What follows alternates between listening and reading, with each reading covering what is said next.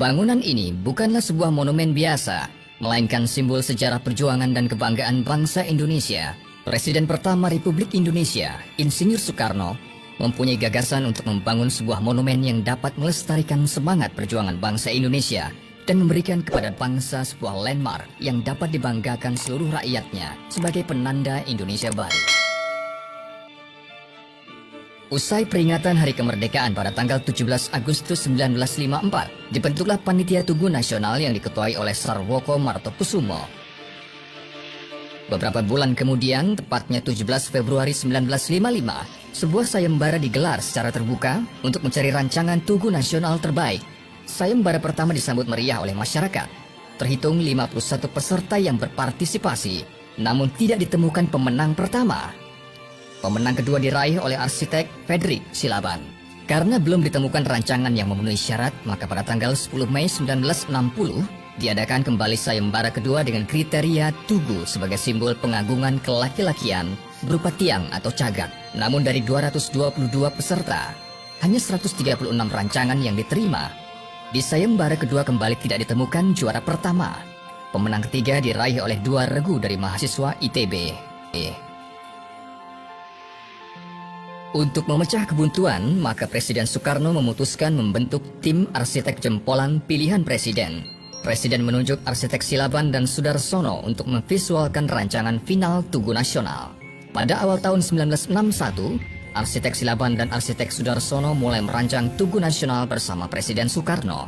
Beberapa hari kemudian dipilihlah rancangan dari arsitek Sudarsono. Rancangannya terinspirasi dari peristiwa proklamasi kemerdekaan Indonesia serta mengangkat angka-angka yang berhubungan dengan momen monumental tersebut, yaitu angka 17, 8, 45. Sosok tugu diilhami oleh rancangan alu, lumpang atau alat penumbuk padi yang ditancapkan pada dasarnya, yang digelar di atas tanah yang ditinggikan atau disebut dampar. Karya arsitek Sudarsono tersebut mengalami perubahan rancangan yang merupakan tambahan dari Presiden Soekarno sendiri, yang juga seorang insinyur arsitek. Api kemerdekaan terbuat dari perunggu seberat 14,5 ton dengan diameter dasar 6 meter serta tinggi 14 meter. Api ini terdiri atas 77 bagian yang disambungkan, sehingga dapat dikatakan bahwa Presiden Soekarno telah berperan sebagai arsitek bagi Tugu Nasional. Penambahan api kemerdekaan pada puncak tugu merupakan simbol pencapaian perjuangan bangsa Indonesia yang mengangkasa dan tidak kunjung padam.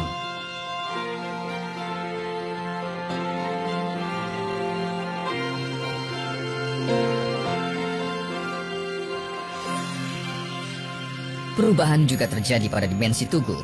Terjadi dua kali penambahan ketinggian. Yang pertama dari ketinggian 128,7 meter menjadi 132 meter. Yang kedua terjadi pada saat pembangunan. Presiden Soekarno menambahkan kembali 10 meter sehingga tinggi tugu menjadi 142 meter. Perubahan lain yang dilakukan oleh Presiden Soekarno adalah cawan tugu yang awalnya berupa piramida terbalik yang sangat kaku, diubah sehingga memiliki liukan pada sisinya, menjadikan cawan tugu seperti memberikan ruang untuk berteduh. Liukan ini memberi nuansa fungsional sekaligus estetis. Pembangunan dilanjutkan pada masa Presiden Soeharto. Pada tahun 1969, sosok api kemerdekaan dilapisi oleh emas seberat 32 kg. Kemudian pada tahun 1995 ditambahkan lapisan emas murni seberat 17,45 kg, sehingga keseluruhan berat emas mencapai 50 kg.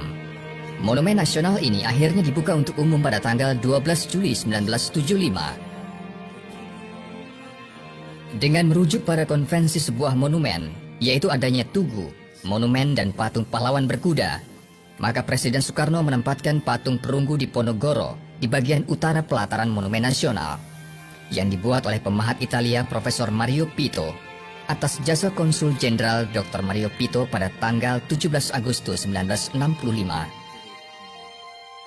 Untuk mengenang kembali sejarah Indonesia, dibuatlah 48 kotak plus 3 kotak di tengah ruangan, sehingga jadi 51 kotak diorama yang dirancang secara komunikatif melalui visualisasi yang menarik.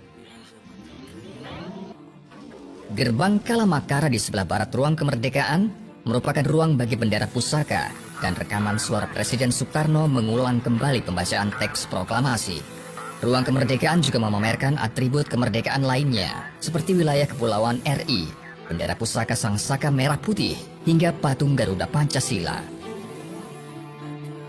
Di puncak Monumen Nasional dibangun ruang terbuka sebagai area untuk menyaksikan panorama kota Jakarta, sehingga masyarakat dapat melihat hasil jerih payah para pejuang bangsa, mulai dari laut hingga Gunung Salak. Atas permintaan Presiden Soekarno, Edi Sunarso merancang 4 buah patung banteng Ketaton. Banteng yang marah karena terluka, untuk diletakkan di setiap sudut luar keempat pintu masuk ruang museum sejarah. Kemudian patung-patung tersebut digantikan dengan kelompok patung perjuangan yang bertema kekuasaan penjajah Jepang, patung pahlawan 10 November, patung tentara nasional, dan patung di masa pembangunan.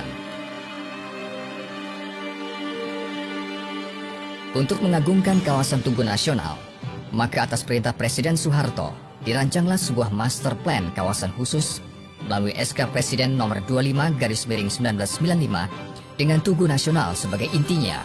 Kemudian, beberapa karya seni dan taman akhirnya ditambahkan untuk menambah kemegahan Tugu Nasional. Monas bukan hanya sebuah tugu biasa, melainkan bukti kepada dunia bahwa Indonesia mampu membuat sebuah mahakarya yang indah. Monas merupakan karya arsitektur khas Indonesia yang tidak dimiliki oleh bangsa lain. Bukti bahwa bangsa Indonesia adalah bangsa yang besar dan mampu membangun sebuah monumen yang indah dan bisa dibanggakan.